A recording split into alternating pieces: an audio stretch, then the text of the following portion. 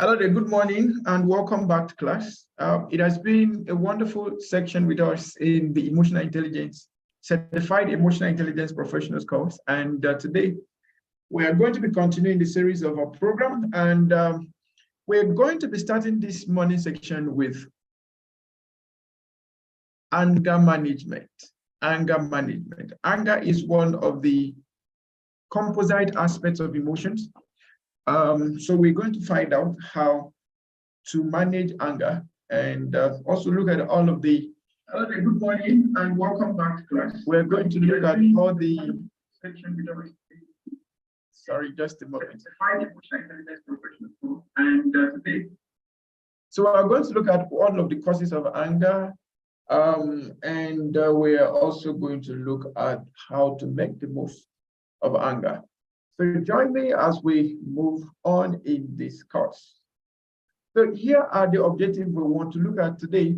We'll look at explaining anger, and then we'll look at explaining what is anger management. We'll look at listing the advantages and disadvantages of anger, explaining the triggers of anger, describing the internal cues to anger, describing the types of anger, explaining the steps for anger management. And then we'll explain what is caused today, explain the use of realization for anger management, describe the strategies to control anger, and then we'll explain the use of effective communication in anger management. And that's what we're going to be looking at this day or in this section. Now, by introduction, let's quickly go through this case study on anger management. Now, Henry Gordon works as a project manager in a reputed multinational company. He has been facing a lot of problems because of his inability to control his temper. His wife is unhappy with Henry's frequent angry outbursts and has finally stopped trying to reason with him. Henry's subordinates are scared of him and do not voice their views and opinions in his front. We are looking at anger management. Henry's boss keeps telling him to control his temper. Henry's anger problem is laying obstacles to his growth in the company. Henry's superiors do not trust him for a higher management role just because of his anger issues. Henry's friends have started avoiding him, and when they do meet him, they are always wary of Henry. As you can see, Henry is facing a lot of problems, both on his personal as well as professional fronts, due to his frequent anger outbursts. Henry's inability to control his anger makes everyone around him uncomfortable, angry, resentful, and wary of him. Anger problem not only affects others, but also adversely affects Henry's health, peace of mind, and concentration on work. Hence, it is important that everyone should learn to manage their anger so that anger does not control a person's life.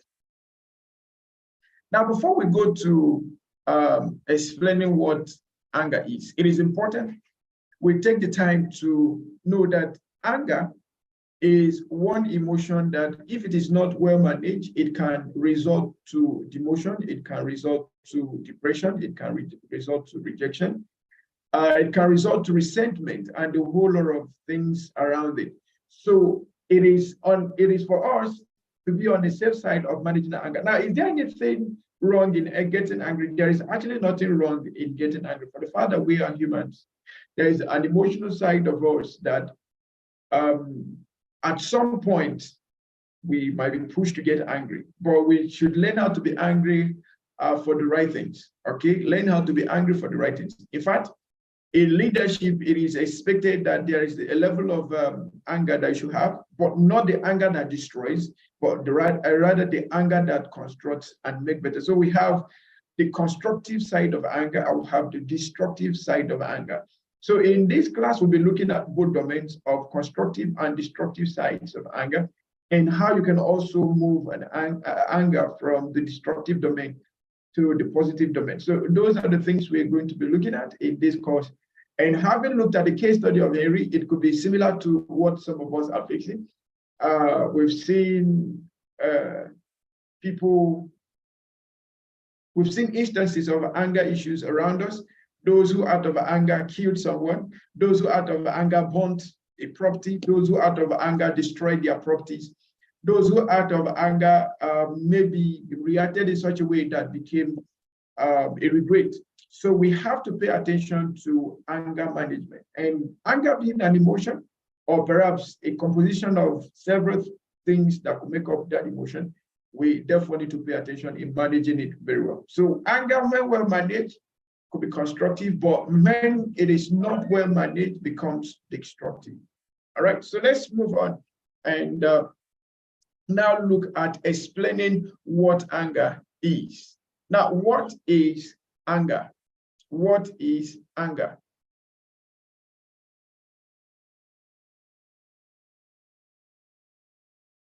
So what is anger?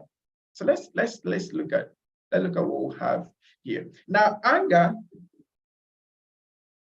is an emotional state that varies in intensity from mild irritation to intense fury and rage. Anger is an emotional state that varies in intensity from mild irritation to intense fury and rage. Anger is a secondary emotion. That means anger is not a primary emotion. Anger is a secondary emotion. Anger is a secondary emotion. So another emotion such as fear, frustration, anxiety, sorrow, or feeling diminished inevitably precedes the experience of anger. Generally, anger replaces these primary emotions so quickly that we never notice them. Beneath the primary emotions lie unmet needs. So anger on its own is not a primary emotion. Anger is a secondary emotion. So there are a number of things that could result to anger. It could be fear, it could be resentment, it could be rejection, it could be disappointment, it could be other forms of primary emotions that would have led to anger. But one thing about those primary emotions and anger is that the transition from those primary emotions to anger is somehow fast. One of the causes of anger could also be feelings of confusion, feelings of discomfort.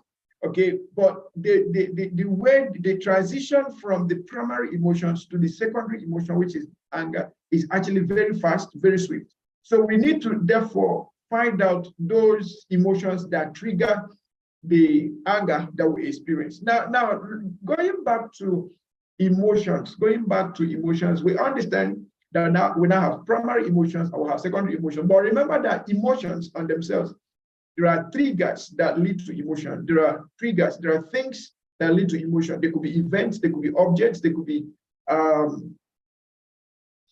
feelings, okay? But there are things that lead to emotion. There are events, there are circumstances, there are objects, there are situations, that there are behaviors that could trigger emotions that, if not well managed, could then result to anger. So at the bottom of it all is for us to understand the things that trigger the emotions that lead to anger. Do you get what I'm just saying now? We need to understand the triggers to the emotions that lead to anger. So one more time, let me reemphasize that anger on its own is a secondary emotion, which means that there are primary emotions that lead to anger. And one of the things I've said this morning is that the shift from the primary emotions to the secondary emotion, which is anger, in most cases is very fast, it's very swift. So we therefore need to pay attention to understanding those primary emotions, the triggers that lead to the primary emotions, which in essence lead to anger. All right? Okay, so let's move forward and see.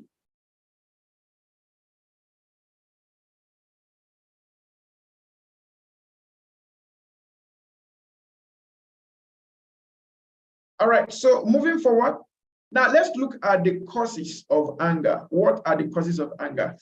It is important that you understand the harmful consequences, the consequences of anger, rather. It is important that you understand the consequences of anger to others and to yourself. Some of the potential consequences of anger as follows. You have the physical harm to someone or to self. In most cases, you find that when you're angry, you might be taking some actions that could bring physical damage to yourself or to someone else. Okay, so it could be anger that will result to a punch, throwing of the hands, throwing of the legs, taking up some locomotive actions that could result to harm to either you, the person in the angry situation, or someone else. Okay, then we have loss of family and friends. Okay, over and over and over again, we see cases of what anger is doing in the lives of people. You see someone who will stab another, and if you ask him, he will tell you he was angry, she was angry. But I've said this over and over again, that ignorance of your self-awareness does not make you less of being faced with the consequences of the law. Okay, so we need to take cognizance of our own self-awareness, self-emotions, so that we can be able to understand the impacts and understand the emotions and the impacts they play around our lives. So anger, if not well managed, will lead to loss of family and friends. It will lead to loss of job. It will lead to destruction of properties, loss of social privileges, going to jail, getting a bad reputation. These are some of the consequences of anger. In fact, anger is so terrible. That's negative anger is so terrible that when it comes, it could bring some kind of discrimination to you. Yeah, anger can bring, that's where we talk about the social privileges. Anger can bring discrimination. Okay, when people have that label on you, that you are always angry, and not just that you're always angry, you don't know how to control your anger, people will begin to bring some level of social stigma around, and that does not make for advancement, that does not make for growth. So we need to be mindful of anger. And one thing about anger, I will also say is religion does not take away anger. Religion, like most of us think that by being religious, it takes anger. No, you can suppress anger, you can suppress the emotions that lead to anger, but it is better you deal with those emotions than trying to suppress them. Okay, all right, let's look at the advantages and disadvantages of anger. Okay, let's explain what is anger management for before we look at the advantages and disadvantages. To understand what anger management is, look at famous phrase said by the well-known Greek philosopher Aristotle. He said, anybody can be angry, that is easy, but to be angry with right person to the right degree, at the right time, for the right purpose, and in the right way is not easy. I'll repeat this again. Anybody can be angry, that is easy, but to be angry with right person to the right degree, at the right time, for the right purpose, and in the right way is not easy. So anger management is all about learning to be angry with the right person to the right degree, at the right time, for the right purpose, and in the right way. I hope you got that. Anger management is all about learning to be angry with the right person to the right degree, at the right time, for the right purpose, and in the right way. One of the challenges we have in anger management is diffusion of anger. You hear things like transferred aggression. Okay, so when we get angry with the wrong people, it becomes bad anger management. When we become angry with the right people, but at a deviant degree, it also becomes poor anger management. So if we become angry with the right person at the right degree, but at the wrong place, it is also poor anger management. So we need to know when to be angry. We need to know when to be angry, where to be angry, to whom the anger should be directed to, at what degree, and for what purpose. We need to know all of this before we could get angry. The place, who to be angry, where to be angry, the time to be angry, when to be angry, for what purpose we are angry, and to what degree. We must determine all of this for we to say that anger management in that case is effective. Anger is not the problem. Out of control anger is the problem. When we don't control the anger, it becomes a problem. When a person gets angry, it is often the result of threatened emotions such as hurt of self-importance, rejections, difficulty to deal with prospects, and antagonistic flight of the imagination. If you do not deal with anger correctly, it has a way of building up over time. Before you know it, you can be in a position where anger is controlling you and becoming a negative influence in your life. You remember we spoke about emotional hijack. So if we allow the emotions that lead to anger to continue to have predominance over us, it might get to the point that you become hijacked in your emotion. And it's at that time that when you become angry, you could become angry for the wrong reason. You could become angry to the wrong person. You could become angry at the wrong place. You could become angry at the wrong time. So we need to understand all of the emotions within us that can lead to anger, okay? And try as much as we can not to allow emotional hijack in our anger period, okay? All right. Now, why anger management? Being proactive with anger management will help to ensure it remains a healthy emotion that protects you from unnecessary hurt or threat. The purpose of your anger is to protect you. The purpose of your anger is to protect you. If you couldn't fear anger, you would be at a disadvantage. If you couldn't feel anger, rather, you would be at a disadvantage, a big disadvantage. But like any powerful tool, you need to know how to use it. If you don't feel angry, you will be at a very big disadvantage. If you don't if you don't register your displeasure at situations, at events, you might be under oppression. People could ride over you and all of that. But the most important thing is us realizing that anger is a powerful tool to help us achieve our goals, achieve our desires, be able to register our assertiveness in most cases. But we need to know to what degree, to what purpose, to whom, to when, at when, and where that anger needs to be registered. All right. There are two general ways in which your anger can hurt you and those you love. These are the explosion and suppression. Explosion and suppression. Explosion is basically reacting while the angry energy passing through you is too hot to allow you to think. The part of your brain that can think, the cerebral cortex, is kept out of the loop. You are actually operating from the early warning part of your brain, the limbic system, which is fast but not very smart about what's actually going on. That part of your brain is meant to give you a jump on things. It is not meant to handle anything complex. Hence, it is important that by anger management, you get the cerebral cortex back in charge.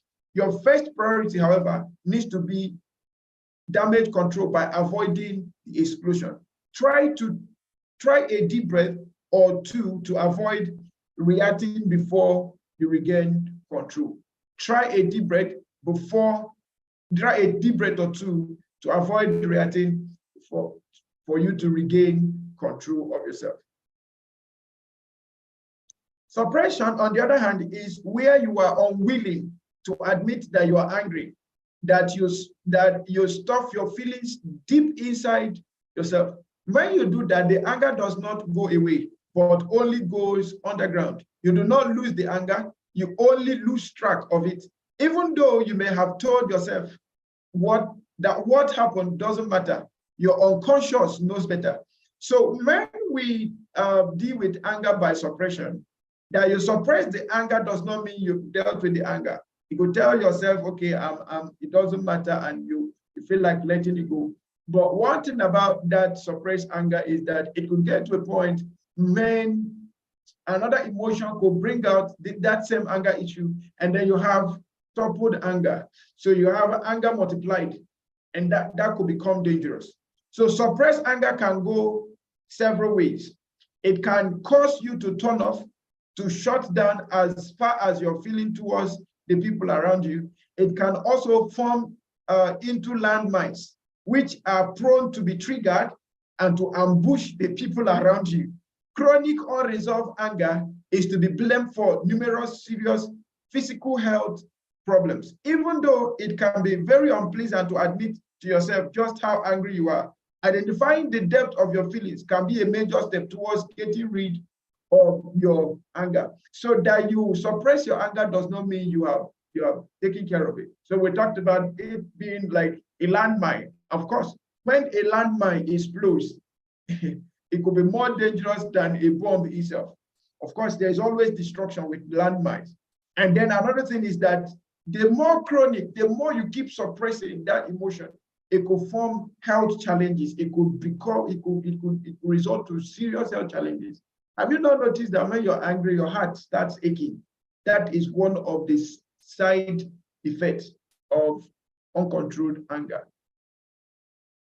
Now we have the anger pyramid. We have the anger pyramid. From the base, we have unmet emotional needs. The unmet emotional needs are the things that will trigger the primary emotions. And the primary emotions are the things that will lead to the secondary emotion, in which case we have anger. So you have unmet emotional needs. When you have unmet emotional needs and you keep brooding over them, they could begin to result to some primary emotions. And the primary emotions could result to anger. Okay, so we need to watch out what the emotional needs, those unmet emotional needs are the things that will become the triggers to the primary emotions, which will now trigger the secondary emotion in the order of anger. Now, primary sources of anger. Anger is an emotion that either controls us or helps us to succeed in life. If we have negative thoughts, most likely when a threat hits our emotion, as we will explode. If we have negative thoughts, most likely when a threat hits our emotion, we will explode. We should always be aware of our primary sources of anger, that is the unmet desires. So we need to know what our unmet desires are. We need to know the desires around us that could result to anger. We need to know all of that.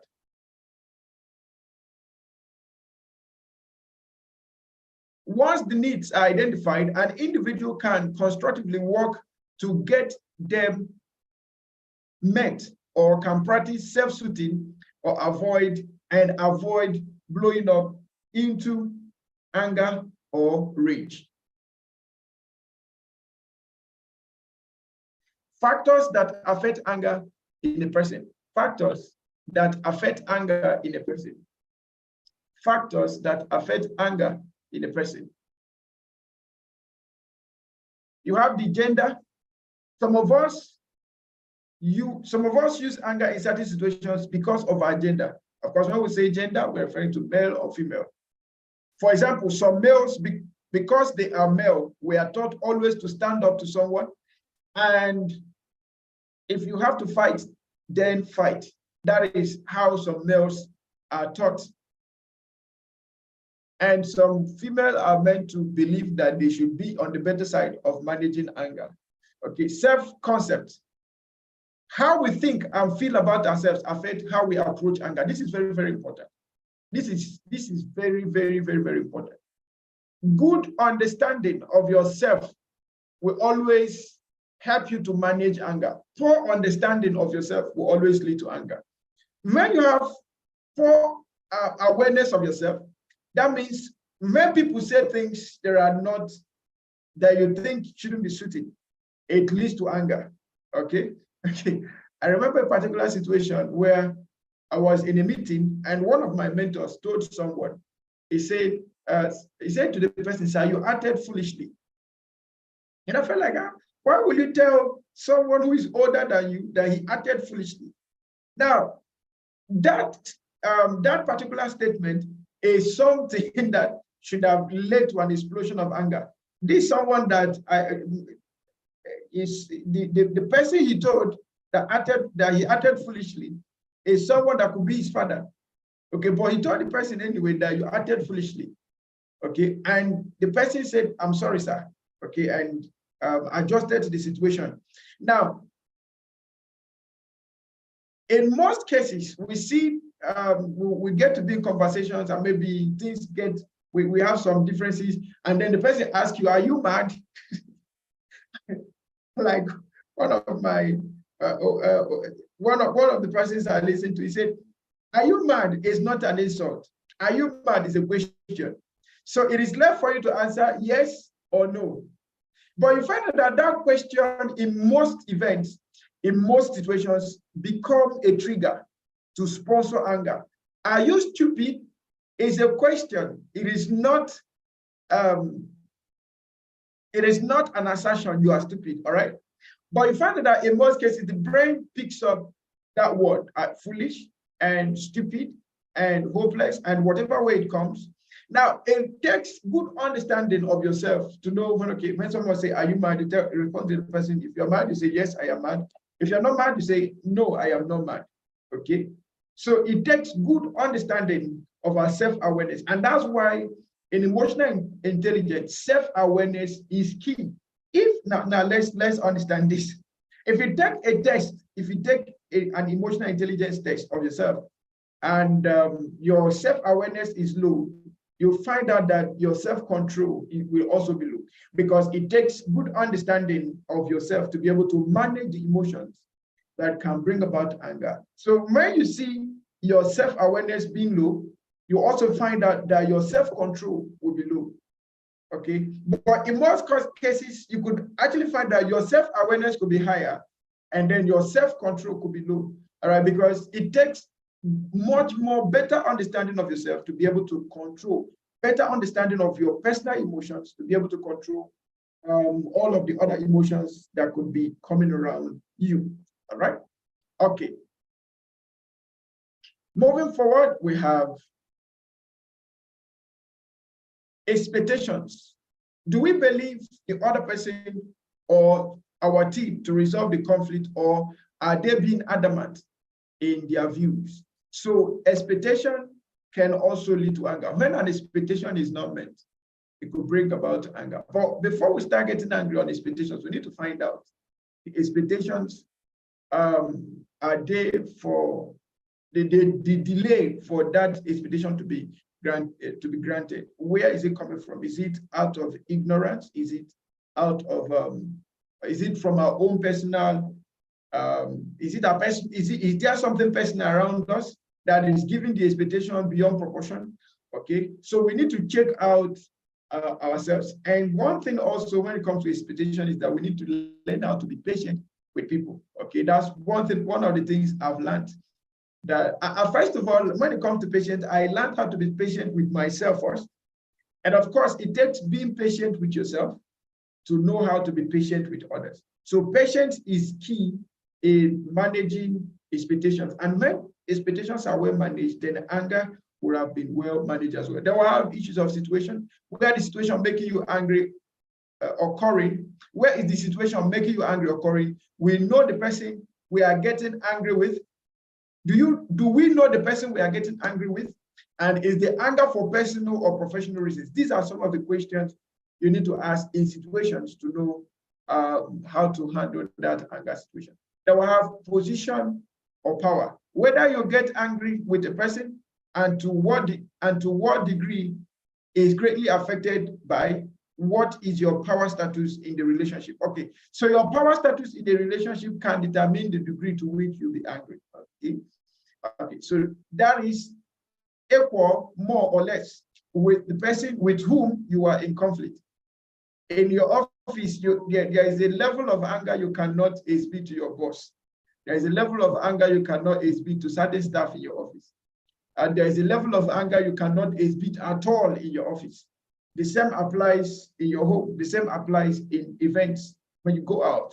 So we need to know, we need to understand that the position or your power within some level of circumstances can determine your level of anger. Then we have practice.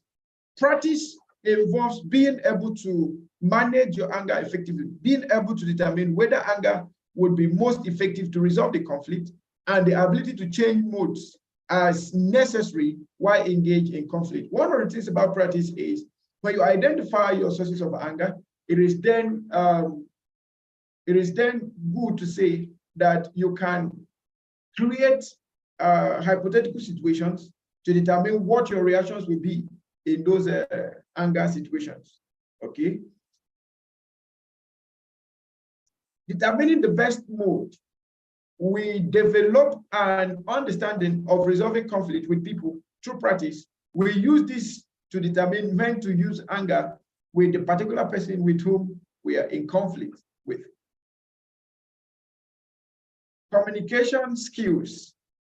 Communication skills. Now, looking at how to manage anger, the essence of anger management is the ability to communicate effectively. People who have and use effective communication will avoid anger with greater ease and success.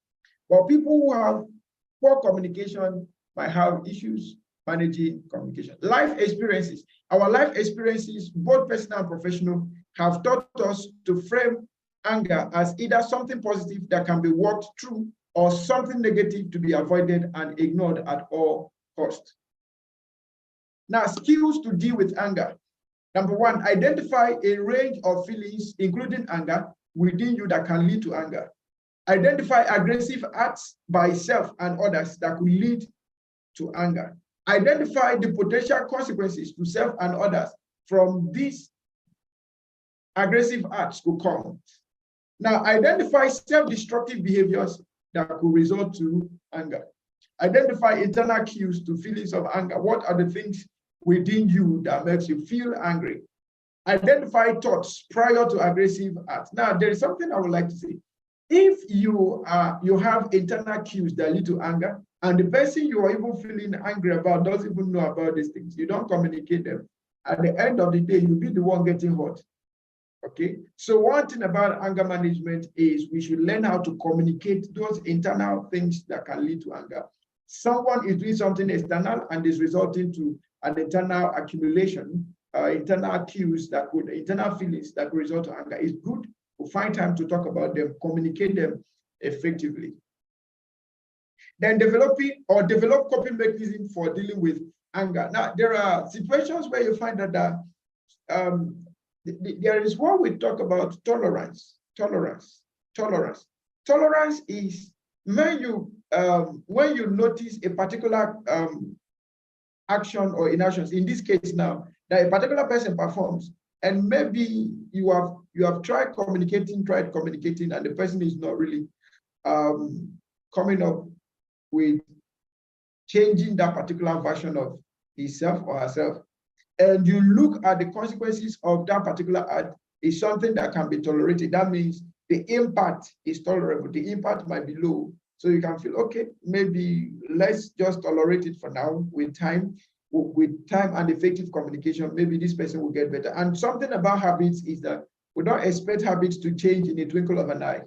Okay, so while you are consistently communicating to the person about that particular act that is tolerable, you will also find a way to tolerate that and move on. So developing mechanisms for coping with anger is very, very important.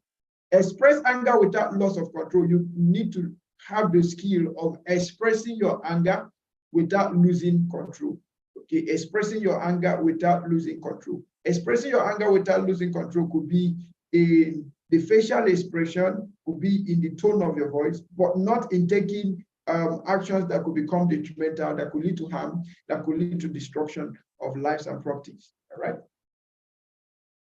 Now let's look at the advantages and disadvantages of anger. On the advantages of anger, we have, if used correctly, anger can release tension, anger can energize, help communication, resolve hidden conflicts, provide new thoughts, alert one to threats, and provide information. These are some of the advantages of anger. Now, on the disadvantages of anger, if used inappropriately, anger can disrupt someone's life. We've seen cases where out of anger, someone did something, I landed him in prison.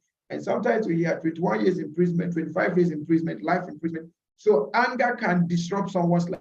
We've seen situations also where someone gets angry and will result to a physical damage to one's body, or a physical damage to one's mental health. Okay, so we need to be careful on how to manage anger. Anger can control one's thoughts. Yeah, we've seen a situation, when anger, when you have chronic anger, that's the anger now we talk about being suppressed. When you have chronic anger, it could bring resentment, it could bring greed, it could bring jealousy, it could bring unforgiveness. And all of this can bring a control to our thought pattern. Okay, I always talk about one of the major principles of success is the purity of the mind, the sanity of the mind. So if you want to succeed, you must learn to have positive thoughts, good thoughts with yourself and towards others. Okay, so when anger is inappropriately managed, it could result to negative thoughts and then hijack someone's emotions. It can ruin relationships over and over, over and over, over and over. Okay, over and over, over and over. Someone once told me a story of how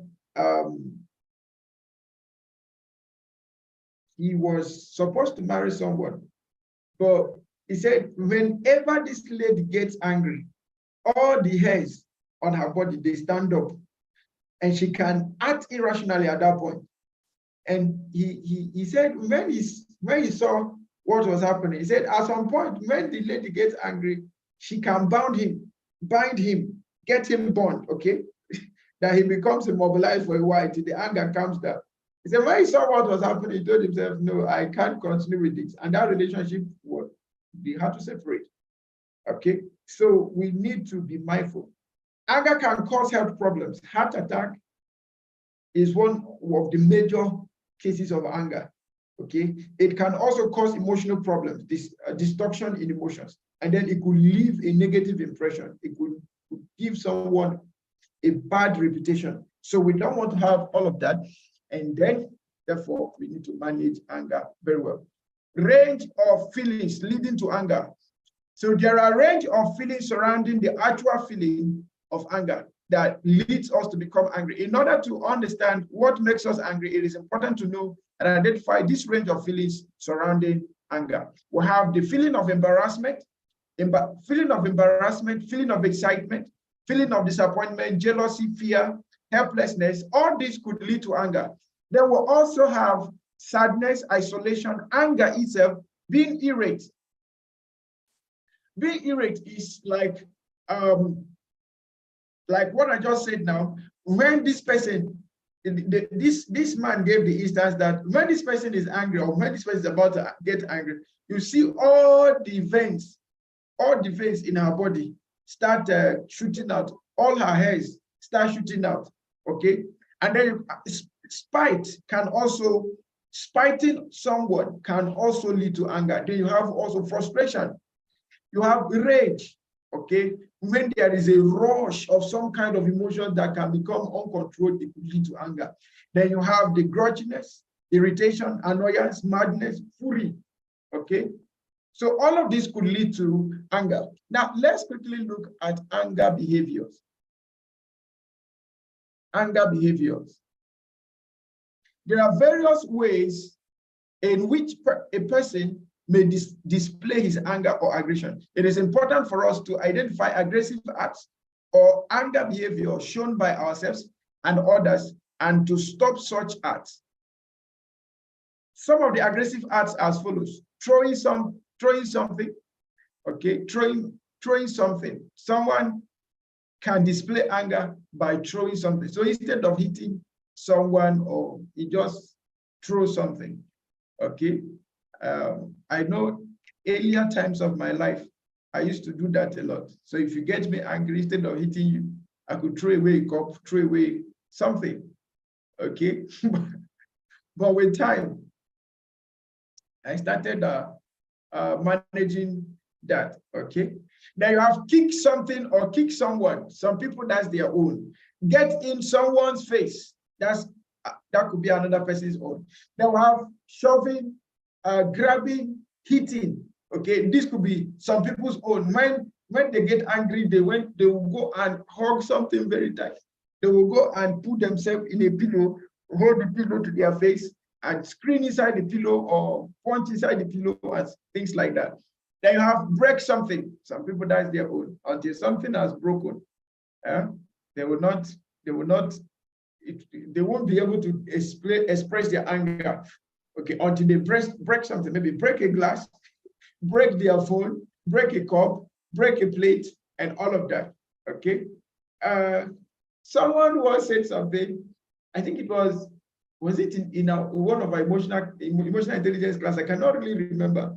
But someone said that half of the plates in his house had been destroyed out of anger. No, I think it was one of our students, one of the participants of emotional intelligence. And this person is someone that has very good career. Okay, but he said the things in his house, it wasn't his wife destroying it, it was himself. Okay, he gets to the kitchen, he's angry, he breaks a plate. He gets to the kitchen, he's angry, he breaks a cup. He gets to the kitchen, he's angry, he throws down the shelf. Just to express his anger, he breaks something. Okay, then to some people, if we're angry, we call on someone's name at the top of our voices. Okay, you just call on that person's name, very angry, okay, to show how angry you are. Then some others is a silent treatment. To some others is get others to gang up. Yeah, when some people are angry, they just try to mobilize others to now show that they are angry. Okay, then you have spread rumors, physical harm to someone or self, destruction of property, give someone a dirty look or a dirty slap. All right. Then we have anger and aggression. It is crucial that you know the difference between anger and aggression. Anger is an emotion. It is okay to be angry. Aggression is acting and letting out the anger inappropriately, and aggression is not okay. Learn to check your aggression and express your anger appropriately. So anger is okay, but aggression is not. Aggression is when you begin to drag the anger and then using the anger in ways that are no longer pleasant, that are no longer constructive. We see that as aggression. Okay? Still on anger and aggression, people who do not know constructive ways to express anger and frustration frequently become aggressive to express their feelings. Anger is the main component of aggressive behavior and acts of violence. Anger, the emotion, is not a problem. What one does with the anger can be a problem. Aggression is usually the result of excited emotional states of anger and frustration. So when there is frustration and anger is toppling it up, it will result to aggression. Let's look at causes of conflict. Of course, one of the outputs or one of the outbursts from anger could be conflict. So anger can lead to conflict. Conflict can also lead to anger. So they are all intertwined. Understanding the causes of conflict with others help you to avoid conflict and hence avoid getting angry. The following are the causes of conflict. You have the methodological differences. When you have methodological differences in carrying out a particular assignment, it could result to conflict. So let's say research differences, it could result to conflict, or standard differences, okay? It could result to conflict, okay? This one will say, I did it this way, and this one will say, I did it this way. I say, no, you have to do it in this particular way. Conformance, issues of conformance could always bring about conflict. Then you have standard performance. Standard performance, stating standard for performance, substandard performance rather. Substandard performance can bring about conflict. When someone performs below expected and is still demanding the same reward if it were to be standard performance, that could bring conflict. Then you have lack of cooperation, differences regarding authority, differences regarding responsibility, competition over resources, non-compliance with rules. Then you have ideological differences, okay? Opinion differences, behavioral differences, fear, dishonesty, boundaries, negligence, need to be right, miscommunication, mishandling conflict in the past, hidden agenda, revenge, fighting the last war, personality conflict, value differences, goal differences, and so many others. All of these are the causes of conflict, and all of these causes of conflict can actually result to anger. Then we have the anger circle. So this is a simple circle to tell us how anger comes about. You have the trigger, the events that lead to the anger. Then you have the escalation phase. If the trigger takes place and then the primary emotion gets to be invoked, and then there is no control of that primary emotion, it could lead to escalation of that emotion, and then it could bring about crisis. It could lead to the crisis phase where the anger has now matured. Okay, it could bring to crisis phase. Now, before you get to the crisis phase, we advocate that to avoid this crisis phase of anger, instead of moving to crisis phase, it's better you use judgment, creative judgment, and intelligence, okay, to be able to handle the situation. If you don't handle the escalation phase very well, it leads to crisis. If you handle it very well, it brings about good results. It brings about positive change, all right? Then from crisis, you now start getting to recovery phase, and then you have the post-crisis phase. Every anger always have what causes it, and also always have consequences. Every anger has triggers and has consequences. So what happens between the trigger and the consequence is always, now listen to this, listen to this. When I started looking at anger in some perspective, this is one of the things that helped me to learn how to manage anger to some extent. Before especially in the external, okay, before I take any action externally, I try to weigh what will be the consequence of this action now if I take it. So that thought of what will be the consequence, it could be in a twinkle of an eye, but I will be able to visualize what could happen by taking this action. Okay, so for that reason, I won't take it.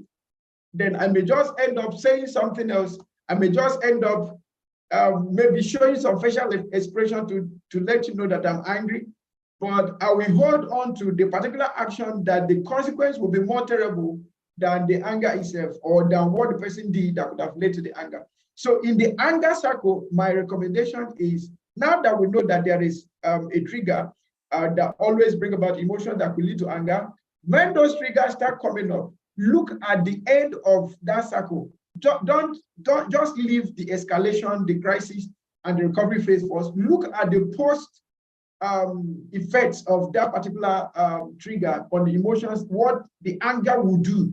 Okay, then that will now that will help you to know whether you escalate that anger to the crisis level or whether you should just forget about being angry. Do you get what I just said now? When you look at the events, the triggers that could result to anger, go fast forward your thoughts to what will be the consequences of this anger.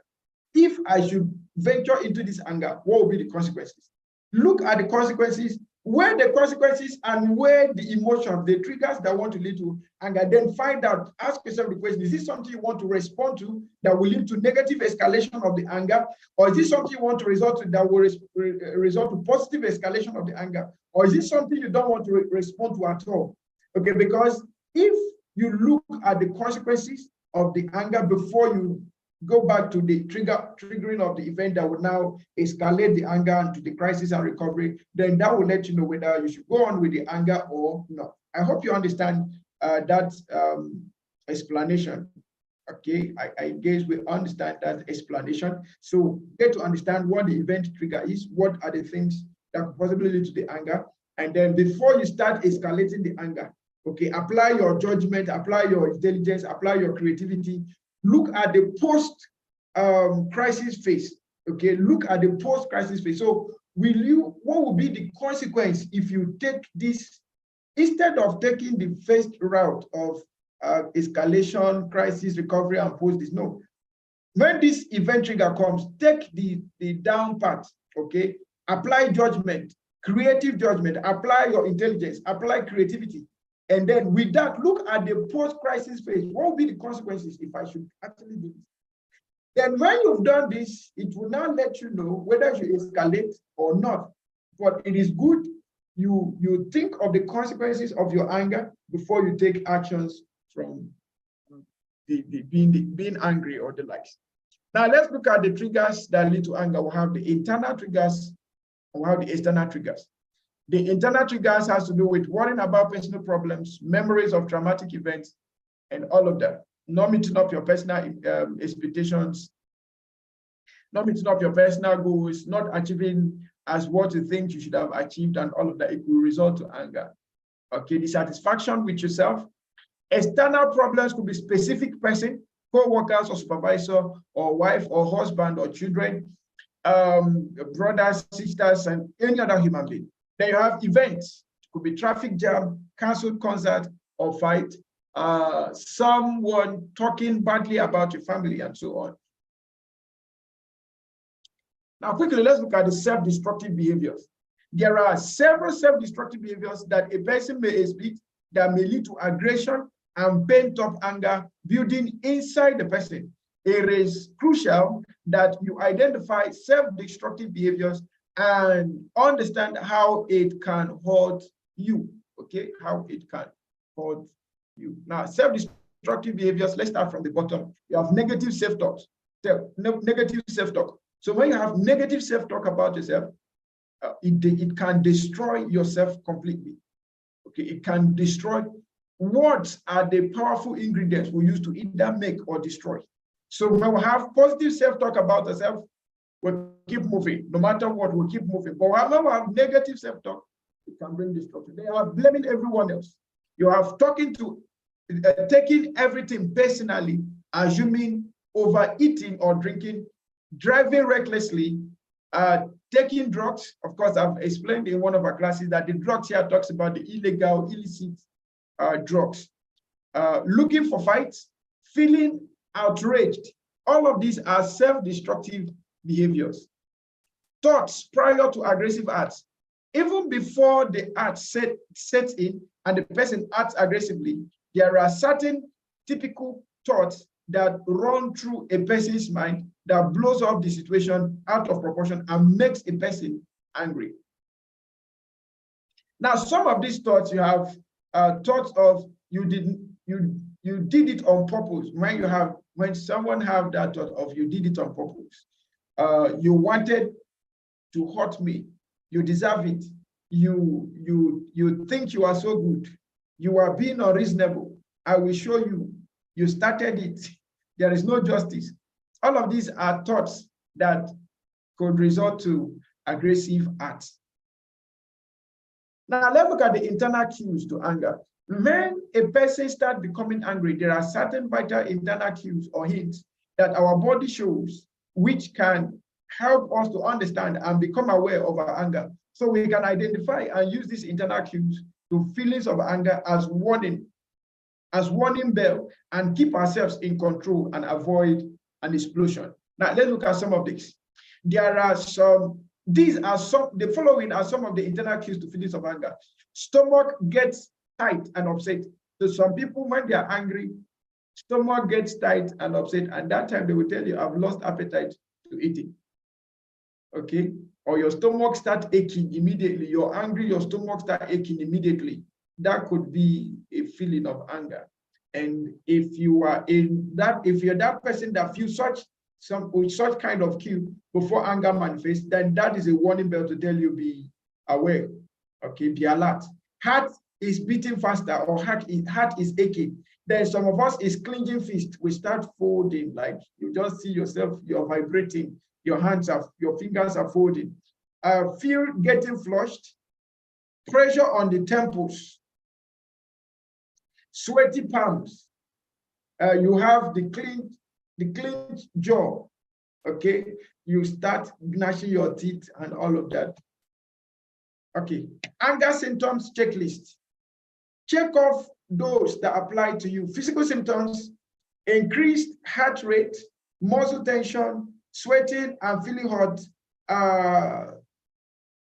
shallower or faster breathing, clenched jaws, grinding of teeth, headache, stomach ache, shaking or trembling, dizziness, want to pace, feeling as though you need a drink or cigarette. Okay, so these are some of the physical symptoms. Now, some of the emotional symptoms: feeling like crying, want to yell, short with others, anxious, sad, guilty, resentful, lose sense of humor, withdraw from others, or shut down. These are some of the symptoms when it comes to anger. So you can check the ones that concerns you, so that maybe you've not been aware that, oh, whenever I feel this is a sign that I want to be angry. Now that you know, it is time to start noticing that whenever you feel this way, it's anger that is looming, and then you find a way to deal with it constructively. Expression of anger. Anger can be expressed in a repressed form, which can come in form of sarcasm.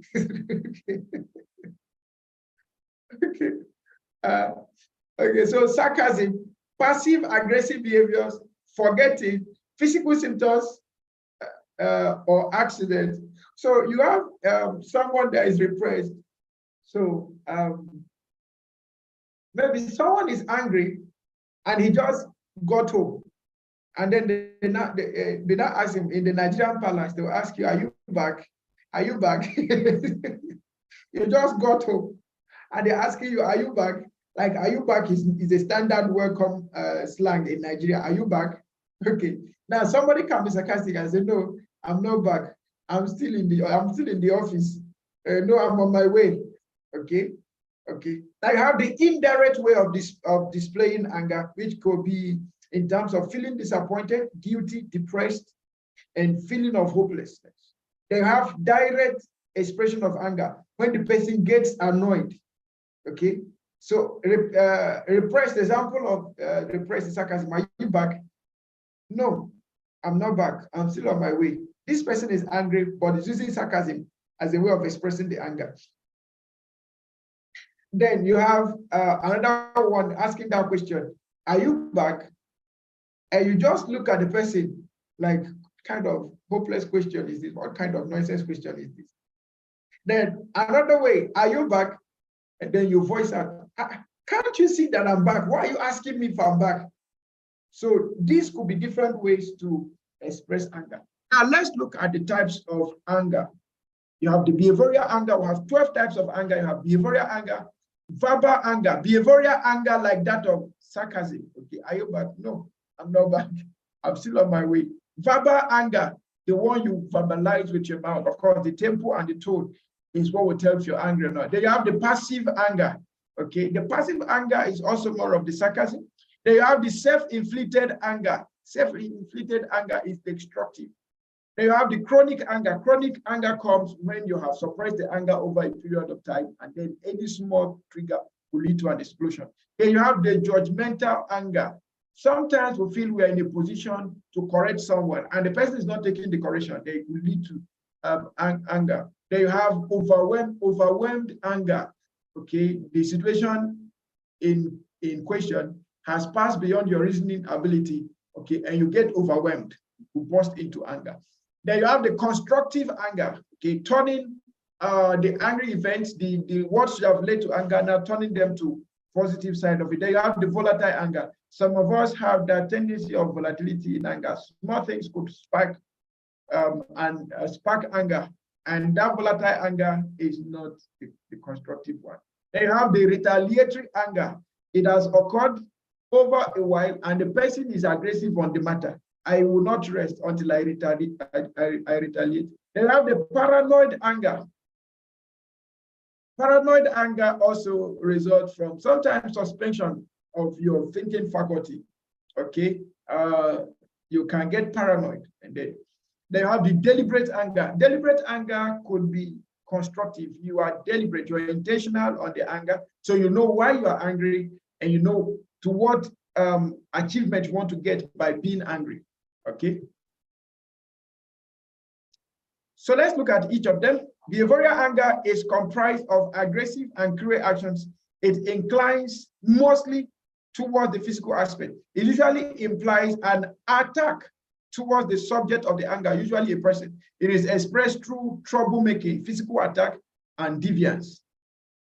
Verbal anger. Verbal anger, on the other hand, mainly uses words and not actions. It is expressed mostly by openly speaking insulting words and hurtful criticisms, accusing somebody of a crime or of a wrongdoing is also an example of verbal anger. Passive anger is shown mostly through mockery or through avoiding a certain instance. So you get, when people get passive in some cases, someone that is outspoken, all of a sudden, he doesn't want to speak, or when you speak to him or her, he just says one word or two and he's done.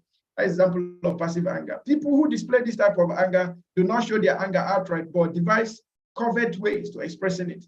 They do not confront a person or a situation. Self-inflicted anger is the one that is directed towards a person's own body. Sometimes people showing this type of anger tend to starve themselves or eat too much. These are the people who believe in the idea of punishing their own self for something wrong they have done or have done to others. Chronic anger. People with chronic anger are just angry in general. They are angry with their lives, with themselves, with the people around them, and the whole world in general. They do not necessarily have a definite reason for this anger. Most of the time, they are just angry for apparently no reason at all. Judgmental anger. Judgmental anger will lead somebody to hopefully shame the people around him, like his family, friends, and neighbors. He expresses his anger by putting others down and belittling other person's abilities. Overwhelmed anger is seen in people who hate the situations happening around them that directly affects their lives. They usually shout or lash out at someone or something easily. They do so because that is their way of relieving the stress and the pain that they feel. Constructive anger is the type of anger that makes people want to go out and join groups and movements. They usually do this because they want to do something to correct a certain situation.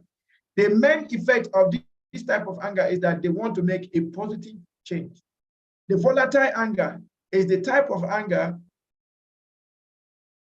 is the one that easily comes and goes. The magnitude of this anger varies too. It could build into a rage, or it could be a mild, sudden anger. It could explode abruptly, or it could go unseen. It depends on the person.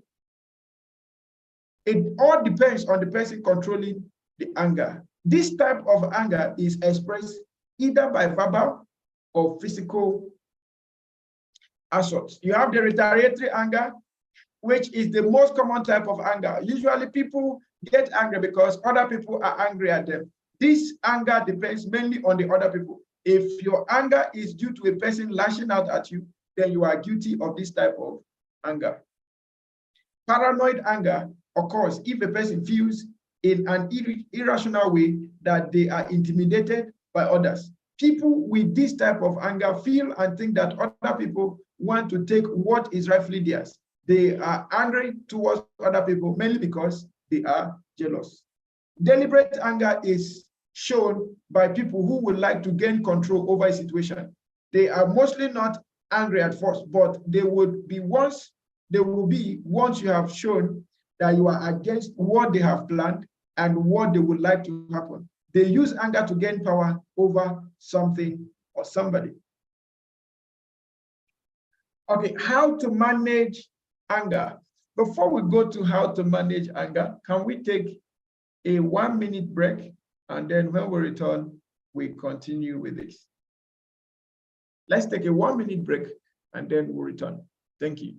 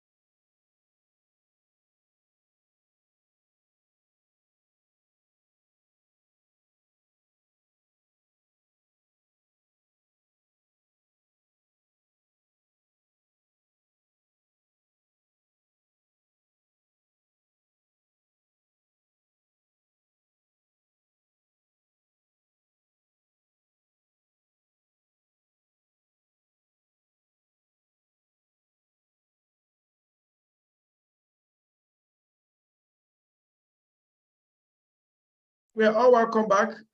We've been looking at anger management.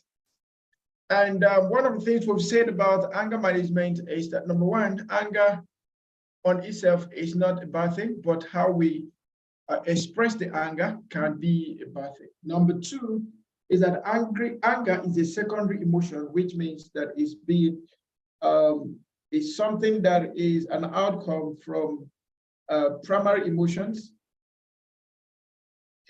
Then another thing we've also said about anger is talking about anger and aggression. Okay, anger and aggression. We said being angry and being in control of your anger is okay, but being aggressive is not necessarily okay. All right. So moving forward, let's look at the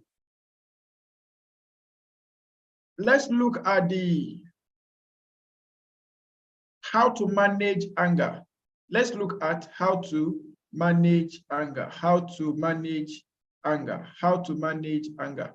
The following are some anger management tips which will help you understand the results of your anger and give you some insights into dealing with your temper problem. Number one, consider your image. So before you take any angry, before you take anger, or before you become angry, consider what that effect of the anger will be on your image. Number two, consider others' view. What will be the view of others towards you when you get angry in that particular situation? Do not hold a grudge. Be forgiving. That is life. That is life simply means that you easily tolerate things and move on with life, not holding and then having heavy hearts and not be able to move ahead. Find an acceptable outlet and know your limits. Okay. Now, looking at the steps for anger management, you have step one, maintain a hostility log.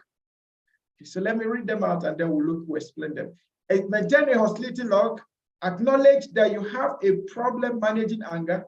Use your support network.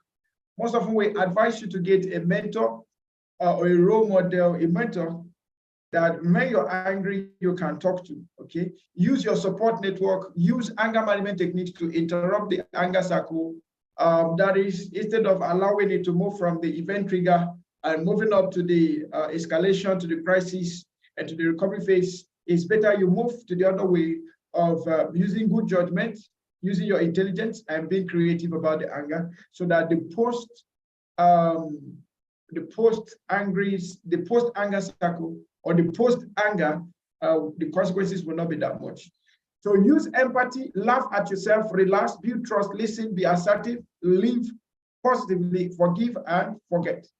Now, by maintaining a hostility log, use a hostility log to monitor what triggers your anger and the frequency of your anger responses. When you know what makes you angry, you will be in a much better position to develop strategies to contain or channel it effectively.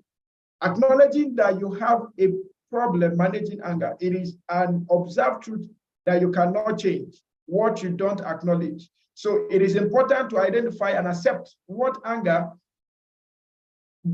that anger is a roadblock to your success. So if you notice that you have issues managing anger, one of the best ways to manage that anger is first accepting that, yes, I have an anger issue, okay? And then it becomes easier for you to find a way out. Using your support network. If anger is a problem, let the important people in your life know about the changes you are trying to make. They can be a source of motivation, and their support will help you when you lapse into old behavioral patterns. Use your anger management techniques to interrupt the anger cycle. Use anger management techniques to interrupt the anger cycle, such as pause, take a deep breath, tell yourself you can handle the situation, stop the negative thoughts. Use empathy. If another person is the source of your anger, try to see the situation from his or her perspective. Remind yourself to be objective and realize that everyone makes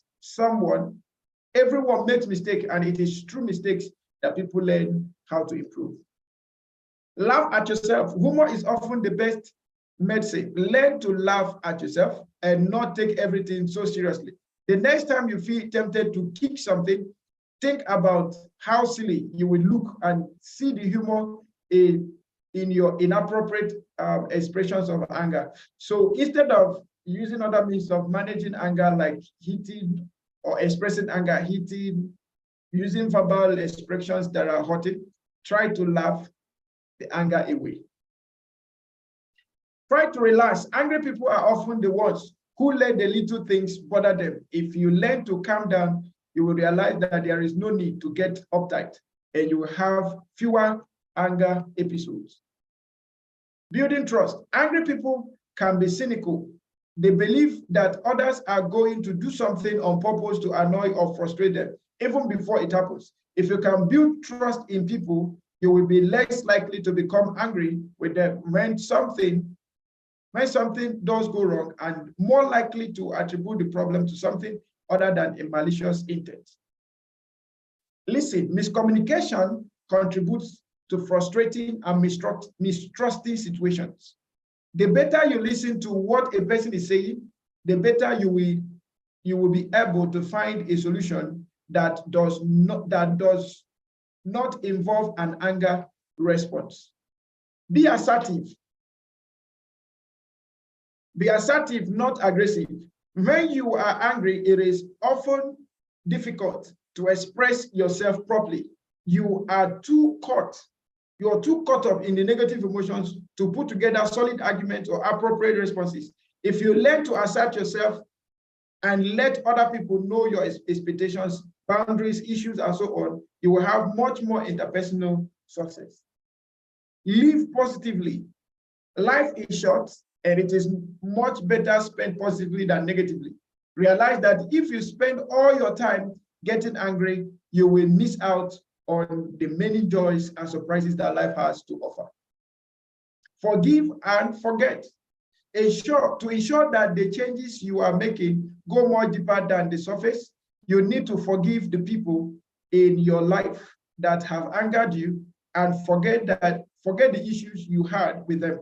It is not easy letting go of past hurts and resentment, but the only way to move past your anger is to let go of these feelings and start afresh. Okay, hostility log sheet. So you see an example of the hostility log sheet. When you get this material, when you download this material just by the dashboard, you can notice or you can record your hostility log. What made you angry? You have Monday to Sunday. What made you angry? How did you respond? And was this justified? So these are some of the things. These are some of the things that the log will contain. What made you angry? How did you respond? And was this justified? Okay, so you keep a log from Monday to Sunday, and then by the end of the week, you'll be able to know which of the issues are persistent and which of the issues are occasional. And then by the time you do this Monday to Sunday, first week, second week, third week, for first 30 days, you will get the ones that are dominant. And by the time you do it with the in the next 60 days, you get the ones that are more dominant, and then you get the ones that are most dominant at 90 to 120 days. And then you can tell yourself, these are the primary sources of anger. These are the things that really make me angry. And then you can begin to work on managing them. Approaches to conflict to avoid anger. Both parties, to avoid getting angry and controlling anger, it is important that you know the various approaches to conflict so that conflict with others can be resolved without you getting angry. You have the win-lose approach, which is one party gets satisfaction. You have the lose-win. You have the lose-win approach. The other party gets satisfaction. You have the lose-lose. Nobody gets satisfaction. You have the win-win. Both parties get satisfaction. So in managing conflicts, we always try to advocate for the win-win situation. Okay, a win-win situation where you now reach a compromise and then be able to manage the situation.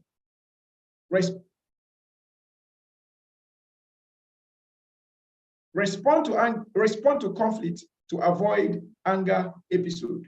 How do you respond to conflict to avoid anger episode? You can respond to conflict in various ways. You can respond appropriately to avoid an anger episode and yet resolve the conflict. The following image shows the various responses to anger. So you have the active, you have the passive, you have the destructive, and you have the constructive.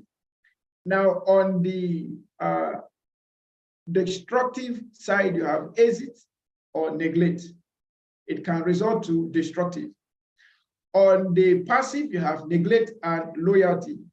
On the constructive, you have voice and loyalty. On the active, you have the exit and the voice. So let's find a way to explain all of these terms inside so that we can understand them better. On the exit response involves leaving the relationship either by physically walking out or by psychologically withdrawing. The neglect response, the neglect response occurs when an individual denies or minimizes problems, disagreements, anger, or tension.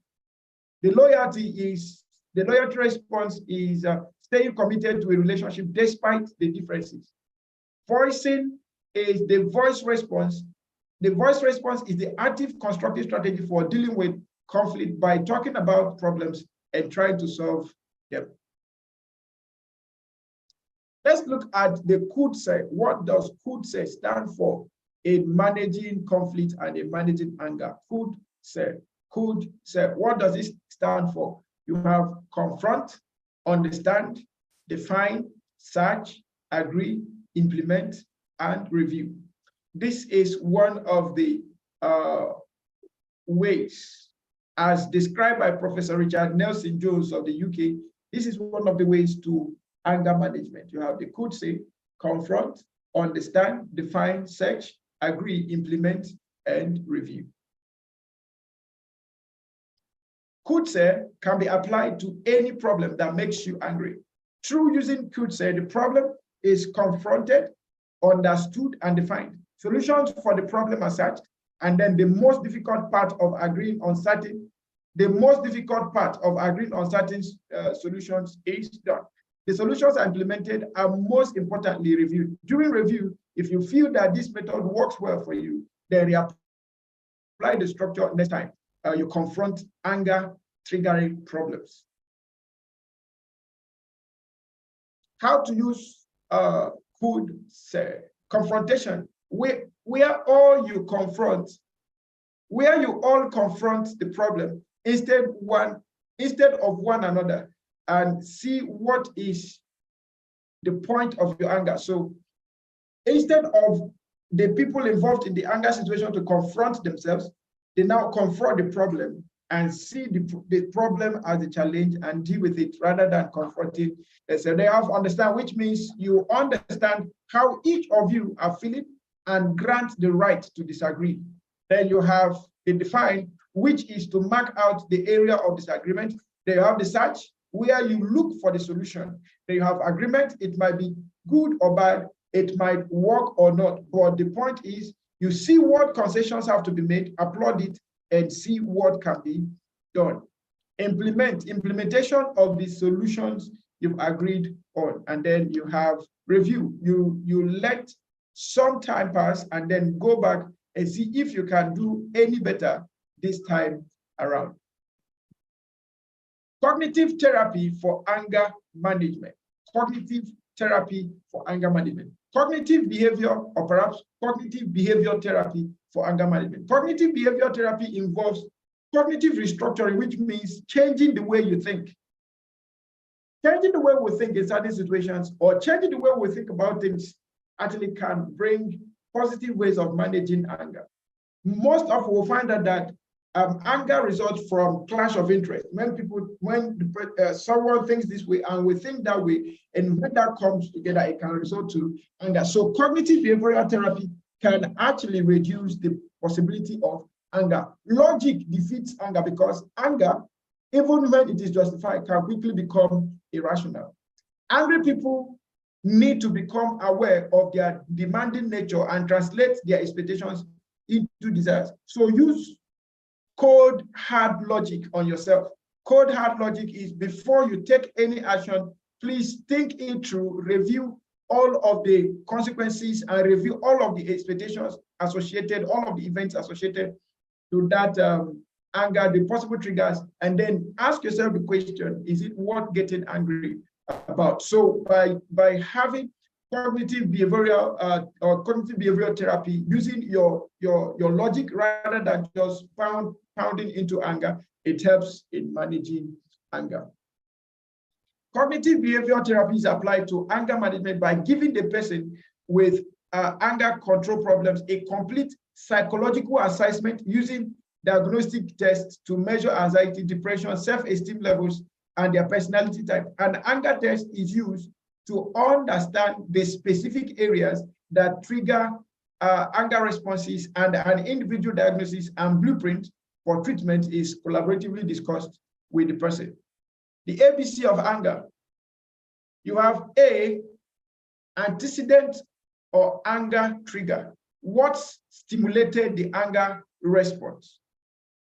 Then B, behavior, reaction provoked by the anger. And C, consequences, what happened as a result of controlling or not controlling one's anger. So this is, I think I've said this before, you understand the trigger that leads to the anger, the emotions that come around when that anger, when the trigger is caused. And then you look at the behavior that is provoked when this anger comes up, and then look at the consequences. This, in a way, is still a sort of anger cycle, but it's much more of you managing your anger. So if you go back to your logbook that you use to manage anger, it tells you what caused the anger, what did you do when the anger came up, and then what was the consequences. So it will still give you possibly the same result, but much more. You'll now be able to know what behaviors that came out from the anger. Okay, so you look at the trigger of the anger, the behavior that came up from the anger, and then what happened by controlling or not controlling the anger. Then let's look at the use of realization for anger management. Use of realization for anger management. Realization is very, very, very, very good. If you're someone that you find it very difficult to relax, then there is a possibility that you will easily get angry. If you, I'll repeat this so that you understand me. If you're someone who finds it difficult to relax, every now and then you are an activity-based person, there is always something to do, okay? If you are consistently an activity-based person, then there is a possibility that you will easily get angry, because one of the things that we find around being consciously and always involved in activities is that we are filled with expectations, we are filled with desires, we are filled with goals and all of that. And when those things do not come up, we put in the energy, we put in the resources, and those results are not coming up, then we tend to have anger issues. But I will prefer to use this mode of goal setting, or mode of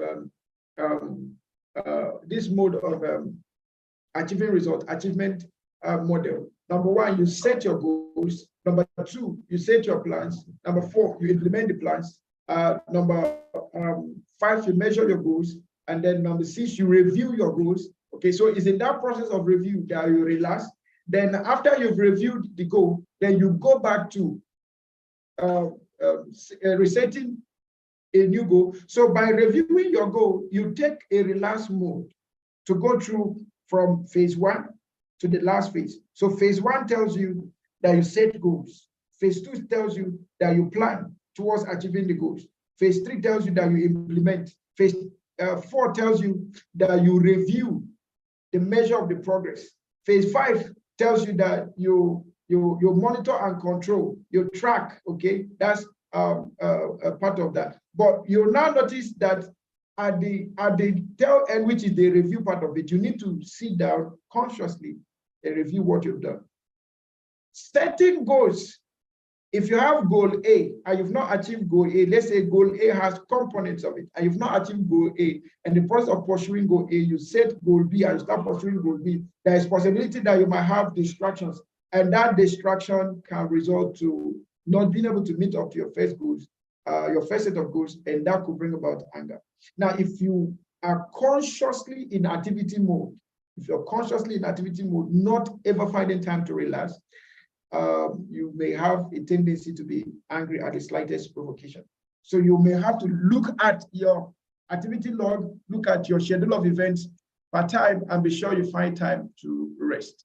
Okay, find time to rest. Realization plays an important role in reducing and controlling your anger. Practice realization daily, not sometimes, not occasional. Practice realization daily.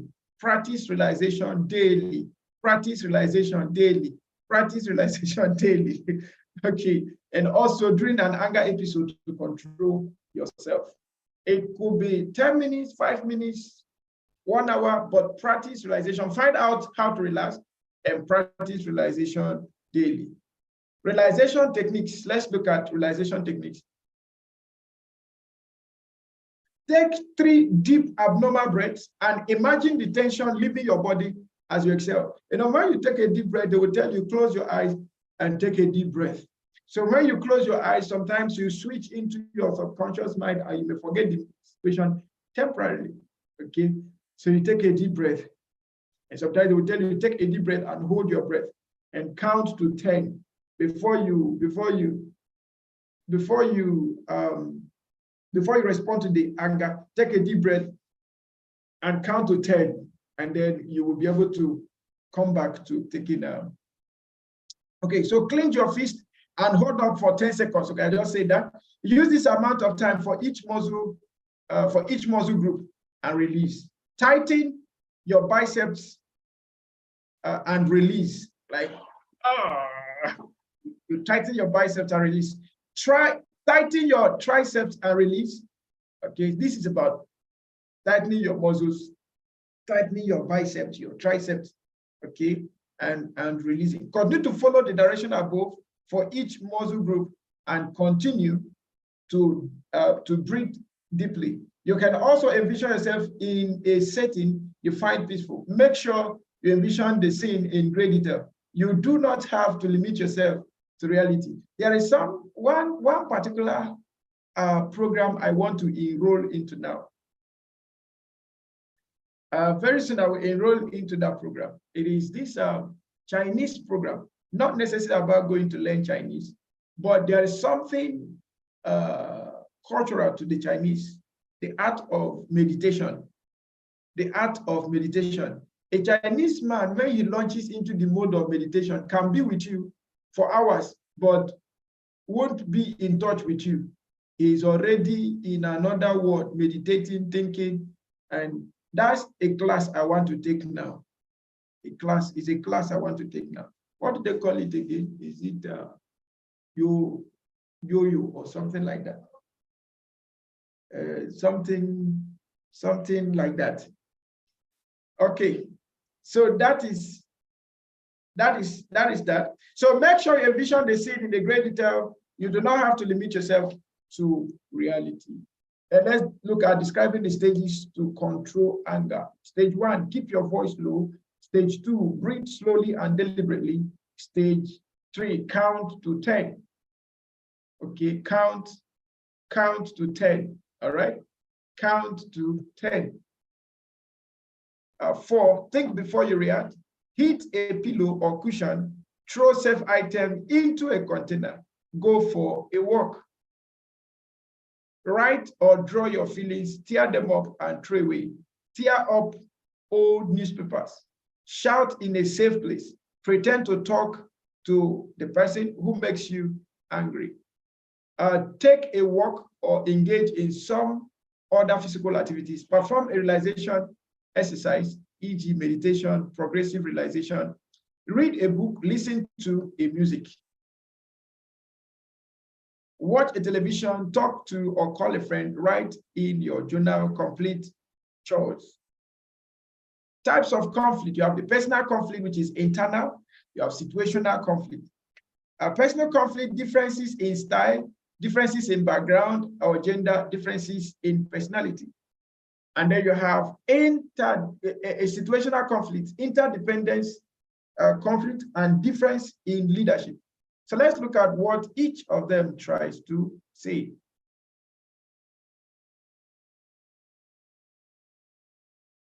Personal conflicts. Personal conflicts are related to you or other to your or other behavioral to you or others' behavior or style. So you have differences in style, differences in background or gender, differences in personality. Now, differences in style. These conflicts occur because people's style for completing a job can differ. We talked about methodological issues that can result to conflict. So part of it could be differences in style. For example, one person may just want to get the work done quickly, that's task-oriented, while another is more concerned about having it done in a particular way. That could be example artistic. Differences in background or gender. Conflict can arise between people because of differences in educational backgrounds, personal experiences, ethnic heritage, gender, and political preferences. Differences in personality. This type of conflict is often fueled by emotion and perception about somebody else's motives and character. For example, a team leader shouts on someone for being late because he perceives the team member as being lazy and inconsiderate. The team member sees the team leader as being irrational. These become differences in personality. Then situational conflict, we have the interdependence conflicts and we have the differences in leadership. For interdependence conflict, such conflicts occur when a person's job depends on someone else's cooperation, output, or input. For example, a salesperson who is constantly late in submitting the monthly sales figures may cause the accountant to be late in submitting a report. That could become interdependent conflict. Then we have the differences in leadership conflict. Leaders have different styles. Conflicts may occur when employees who move from under one supervisor to another become confused. For example, one leader may be more open and delegate responsibilities, while another may be more directive. For an employee, it becomes a conflict situation when he has to change a leader. Now, steps to resolve personal conflicts. Although we've looked at this when we are looking at some aspects of relationship management in the early times of this course, steps to resolving personal conflict. Number one, manage yourself. If you and or other persons are getting angry, then manage yourself to stay calm by, number one, speaking to the person as if the other person is not angry. Number two, avoid the use of the word you. This avoids blaming. Nod your head to assure the other person that you heard him. Maintain eye contact with the person. Number two, move the discussion to a private place if possible. Number three, give the other person some time to vent his emotion. Don't interrupt them or judge what they are saying. Number four, check with the other person and verify that you are hearing each other correctly.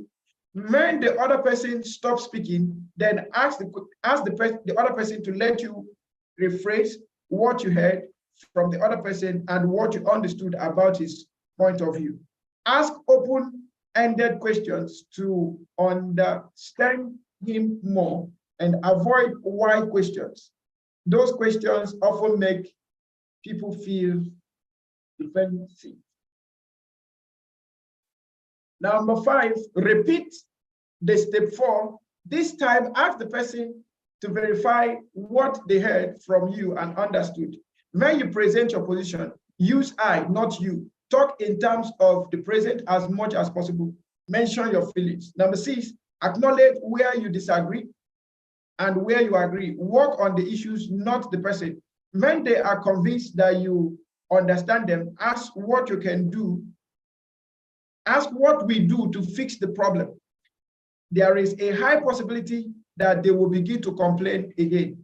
Then ask the same question, focus on the actions they can do too.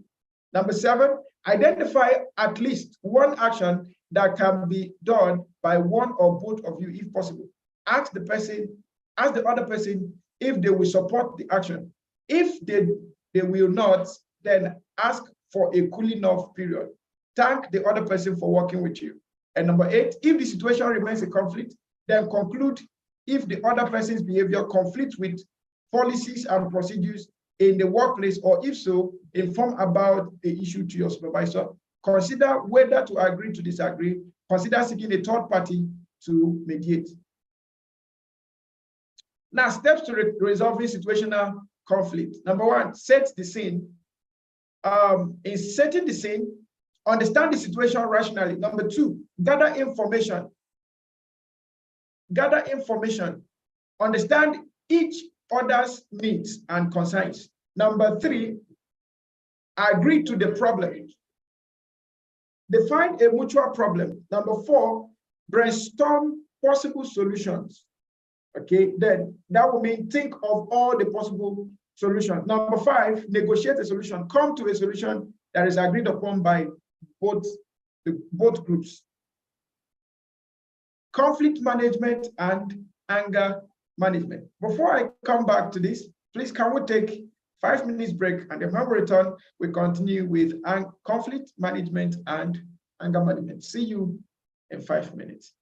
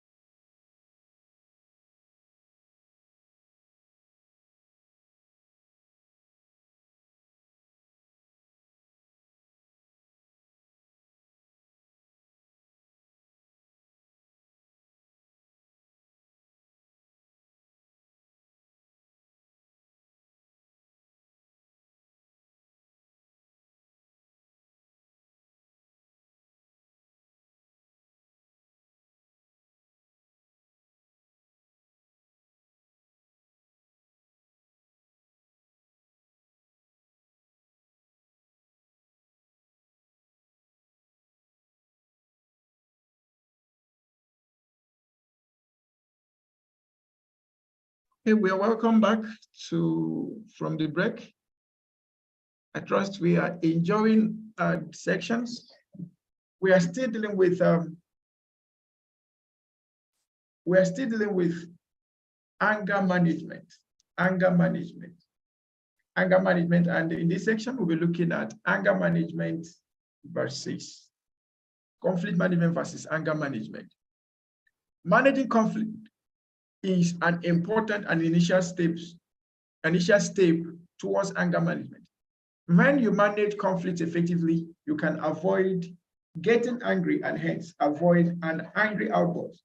Lassen and Gray provided 5 strategies for managing conflict. In the other class, we dealt with Thomas Kilmann's model of conflict management, which also was 5 approaches. You had the avoidance, you had the collaboration, you had the compromise, the exit, and others. Now here, Lassen and Gray had provided 5 additional strategies that you can use to manage conflict. Now, they provided that of meditation, arbitration, control, acceptance, and elimination. So let's look at what each of these mean, and then we'll work with that. So the first one there is mediation. Okay, did I say meditation? I actually meant mediation. All right. In Nigeria, we have an Institute of Conflict Management, Conflict Management and Peace Resolution. Okay. We have an institute like that. So more of their work is mediation and arbitration. If you become a chartered, how do you say, IPCR, Institute of Peace and Conflict Resolution, yeah, IPCR, Institute of Institute of Peace and Conflict Resolution. So if in case you want to learn more about how to practice as a conflict management professional, you can also visit IPCR to check more about what they do there. Now, mediation, the goal is to identify multiple possible alternatives and to mutually select one that is acceptable to all involved parties and the interest of the project objective. The goal is to identify multiple possible alternatives and mutually select one that is acceptable to all parties involved and to the interest of the project. So that is mediation. Mediation is trying to find an alternative that will be acceptable to all. Okay, that is mediation. Trying to find, we know that this is already a crisis situation. Just like what is happening in Niger, I feel like we've said before, diplomacy. And one aspect of diplomacy is mediation. So the government of ECOWAS or the leadership of ECOWAS shouldn't be talking about, well, this is my own personal perspective. I'm not talking as a government advisor. No, I'm talking on my own personal knowledge that diplomatic views, diplomatic approaches could have helped. Yes, there have been reports that they've sent emissaries, and those emissaries came back with reports that these people are not ready to dialogue. Now, but you need to understand something, that when crisis escalates, you don't expect the crisis to calm down in a twinkle of an eye. This is just a 2 weeks or 3 weeks old event. So we don't expect it to just calm down just like that. People will still be in the outburst. You see that all over the states of Niger, they still have protest upon protest upon protest. Those who are protesting that there should be reinstallation of the former president, and those who are protesting that there should be no military invasions into their country and all of that. So that you sent emissary and there was no result in the first day, in the second day, shouldn't mean that it should automatically result to a military invasion. There should be other ways to mediate. All right. Then you also have arbitration. Arbitration is another way of managing conflict.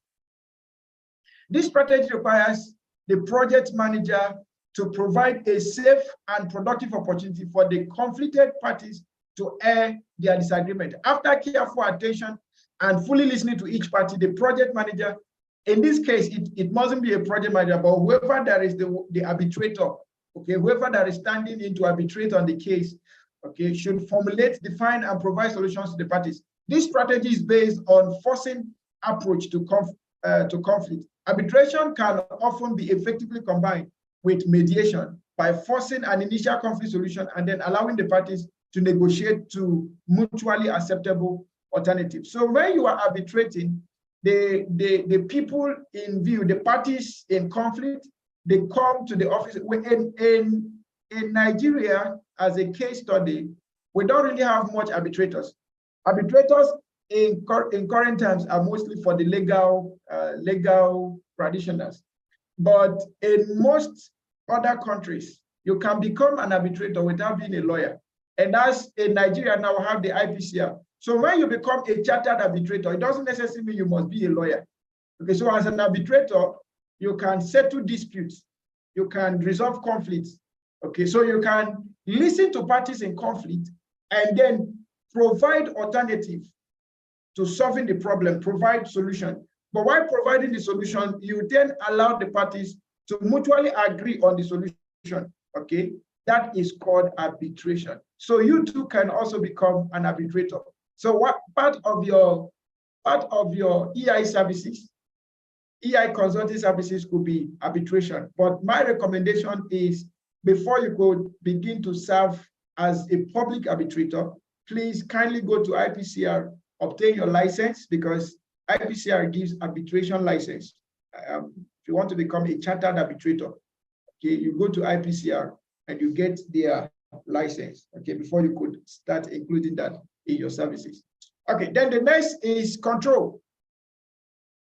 Okay, if you are listening to, if you're in this class and you're not in Nigeria or you're not a Nigerian, then you may have to find if there is a provision in your country to regulate arbitration, then you can also go and obtain your license from such body.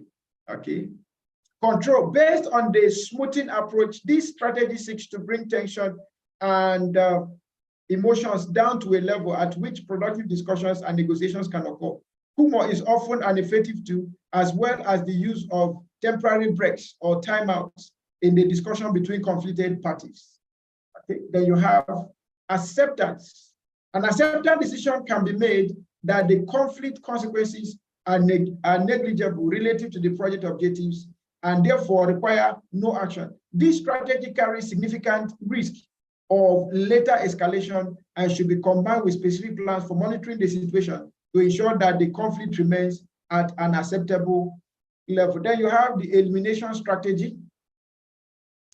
The elimination strategy is reserved for those conflicts that have become so dysfunctional that the project can no longer tolerate any impact from them. Often, a last resort, elimination involves the removal of the conflicted parties from the involvement with the project.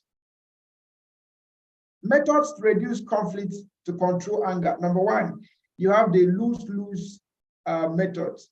You have the win-lose method. You have the win-win methods.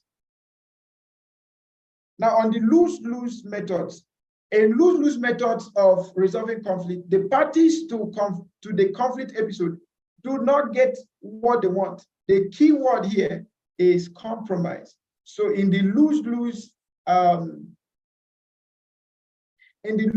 scenario, both parties do not have to gain anything, okay? So there is a compromise. I let go of this and you let go of that. Okay, the following are the key characteristics of the lose-lose method. Avoidance, withdraw, or stay away does not permanently reduce the conflict. It breaks compromise, bargain, or negotiate. Each loses something valued. Smoothing, find similarities where both parties can come to a compromise. On the other side of win-lose methods, one party wins and another party loses. Okay, so in a win-lose method of resolving conflict, one party is a clear winner and the other is a clear loser. The key word here is dominance.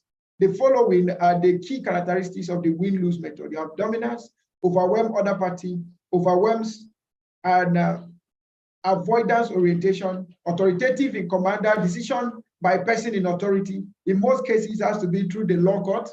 And then you have the majority rule by voting. You also have the win-win method, which in most cases is the most preferred. Okay, in the win-win methods of resolving conflict, each party to the conflict episode get what he or she wants. The key word here is problem solving. The following are the key characteristics of the win-win methods. Problem solving, find the cause, the root causes. You have integration, meet interests and desires of all parties. Then you have superordinate goal, desired by all, but not reachable alone. So both parties have to come together to reach that goal. Moving forward, we have explaining the use of effective communication in anger management. The following are tips, a few tips for effective communication to understand people better and avoid getting angry. Number one, let's start from the bottom. Focus on the overall communication system. Focus on the overall communication system to make sure that we can get better system of communication. Manage time during discussion of conflict effectively. Both parties should be psychologically present and not rushed. Be flexible. You see, that particular statement we use there. Both parties should be psychologically present and not rushed. That's what I'm trying to say about the Niger matter. We are rushing them to take decisions. These people are people that took decisions by public support. So now their psychological side might not be too balanced to listen to anybody. Okay, they might feel they have it all now, but we need to give them some time and make provision for dialogue. Let's not talk about military whatsoever. There is nobody that is going to have is going to end in a lose-lose situation, because the Niger will lose. Anybody that wants to support Niger must lose something. Is it that they lose their military, they will have to contribute their military budget, military resources, military personnel to go there, which if the war boils out, they will have to lose some persons, some instruments and all of that. Nigeria will lose, ECOWAS completely will lose, Niger will lose. So why do we want to rush them to take a decision? And let's better calm down, okay, allow them to get to the highs and lows of what they are doing now, okay, and allow a little stability. What we should be doing now is to find a way to stabilize Niger, not to further aggravate the situation. We should find a way to stabilize Niger that can then allow for negotiations. All right. Use bracketing to keep discussion focused. So where there are issues that need to be bracketed, let's bracket them. And then aim for win-win conflict. I just mentioned that. Honor yourself, your partner, and the relationship. We've said this over and over again. Niger is a supreme nation. They are a country on themselves. Let us not present a case that will make them feel that we are trying to invade into their supremacy.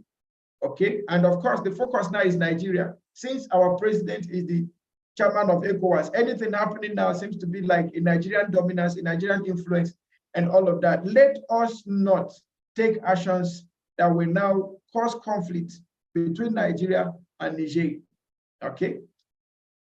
Grant forgiveness or put aside our own needs if possible, and then show grace when appropriate.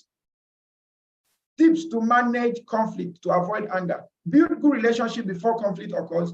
Do not let small problems escalate. Deal with them as they arise. Respect differences. Listen to others' perspective on conflict resolution. Acknowledge feelings before focusing on facts. Focus on solving problems, not changing people. If you can't solve the problem, turn to someone who can help. Remember to adapt your style to the situation and persons involved. Now, finally, let's look at tips to keep cool. Exercise every day, eat right, eat enough, get enough sleep, learn to relax, know your feelings, find a quiet place. Take time out, write about those feelings, find fun distractions, make good decisions about what you see and hear. Choose friends who make you feel good, learn to forgive and forget. Practice. Let us now practice all that we have learned about anger management. Take a printout of the hostility log sheet and anger symptoms checklist given earlier, or copy it by drawing on a sheet of paper manually. Find this hostility log sheet till you fill this hostility log sheet till you have at least 5 anger episodes listed on it. Also, check off on anger symptoms checklist all the possible anger symptoms that you notice for the past 5 anger episodes. Use the hostility log sheet and anger symptoms and try answering the given questions to yourself with greatest detail as possible. Question number 1, when was the last time you were angry? If possible, the day, the week, the time, the place. What triggered your last anger episode? What do you find, or what do you think are your general triggers for anger? What anger symptoms do you generally display? How do you express your anger generally? How do you feel? How do you feel it physically and emotionally? What occurred right before you become angry? What are your usual thoughts that lead to anger? How would you change your thoughts? What usually occurs after you react to your own anger?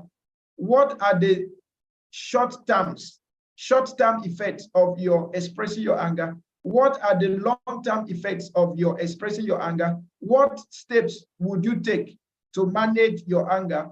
Which of the following, or which of the steps has a long-term effect for you to help in anger management? Which of the steps help provide short-term relief and helps you to avoid getting angry when in a tense situation?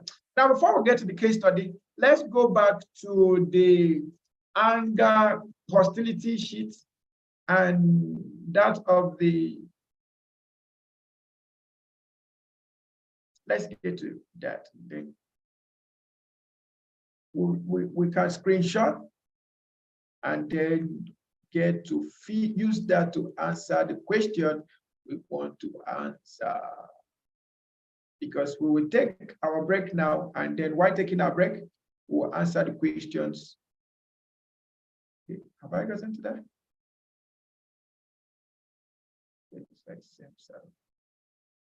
Past it.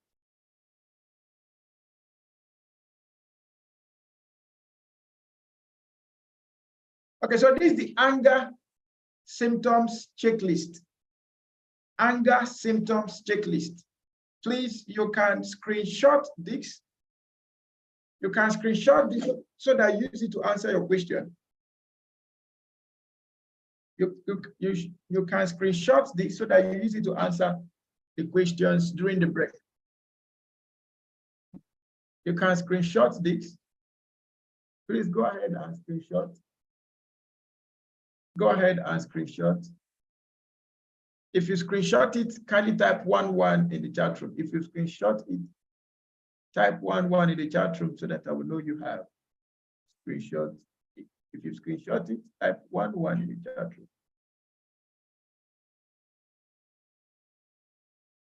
When you screenshot, you type 11 in the chat room.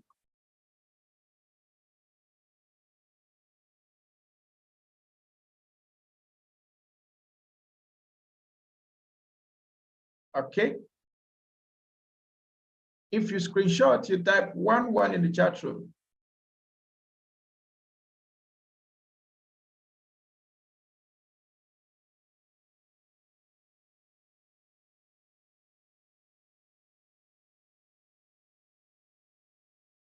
Okay, are we still together?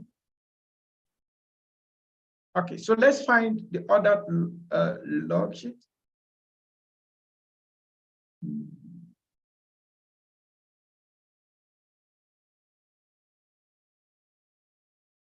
Okay, so this is the hostility log sheet.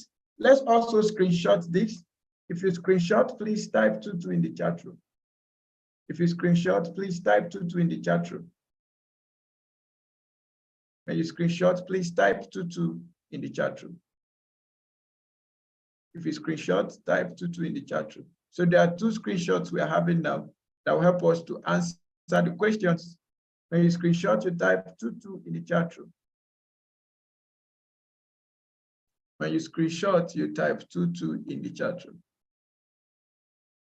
So as soon as we are getting done with this, we are uploading this to the dashboard so that you can also get access to the materials and use them to answer your question.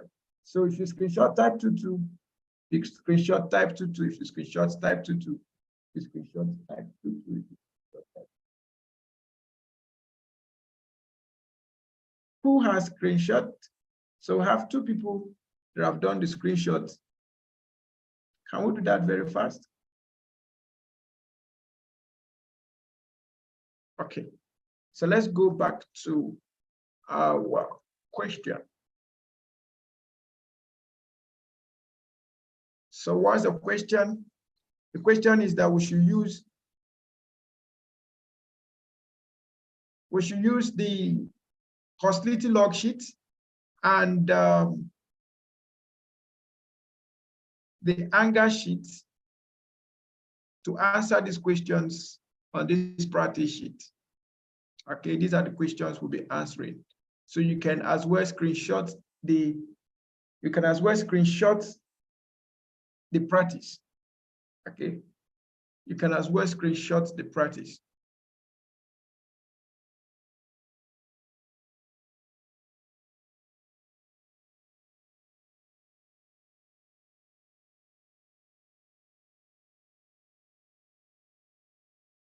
So if you screenshot this, kindly type 33 in the chat room. If you've done the screenshot, please type 33 in the chat room.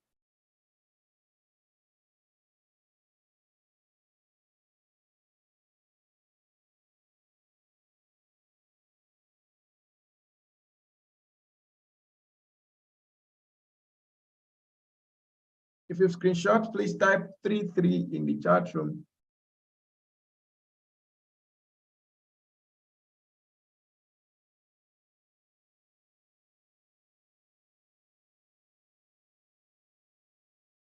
Okay, so that is our assignment. Now, in the summary of this model, you've learned that anger is an emotional state that varies in intensity from mild irritation to intense fury and rage. Anger management is about learning to be angry with the right person to the right degree at the right time for the right purpose and in the right place. Some tips or ways to keep cool and reduce anger are: exercise every day and eat right, get enough sleep, know your feelings, write about those feelings, find a quiet place and learn to relax, take time out, find fun distractions, make good decisions about what you see and hear, choose friends who make you feel good, learn to forgive and forget. So this is all we have today. Well, no, not today, for this first section. So when we return, we'll be dealing with EI consulting. So please don't miss that class for whatever purpose. And that will be our last class for today. So see you in the next 1 hour. So by 2 p.m., I expect to see you back in class. So do enjoy your break and see you by 2. Thank you. And please don't forget, we are uploading the videos immediately to the dashboard. So please, you can go there and watch. And if you've not attended the other classes, please do yourself a favor by going to watch all through to the other classes. And you can download your materials or view your material. The materials are not downloadable per se, but you can view them online. So see you by 2 p.m. All right.